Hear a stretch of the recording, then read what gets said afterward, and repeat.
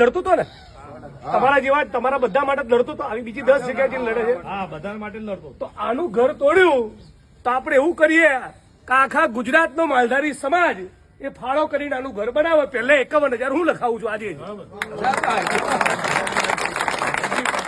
સરકારને મેસેજ આપીએ, બરાબર.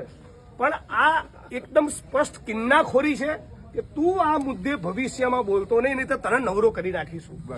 મને આસામની જેલમાં નાખેલો, એક ટ્વીટ કર્યું નરેન્દ્ર મોદીની સામે, 2,500 કિલોમીટર દૂર આસામની જેલમાં નાખ્યો. શેના માટે?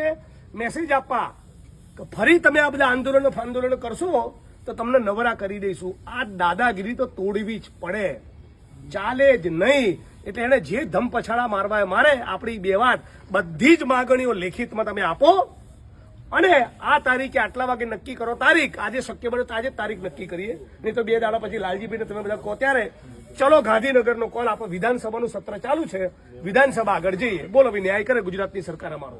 સાચી વાત. મુખ્યમંત્રી કહે છે ને કરવું છે તો આ પણ મને લેખિતમાં તમારે વિધાનસભા આવવાની જરૂર ના પડે એવું કરી આપ. બરાબર.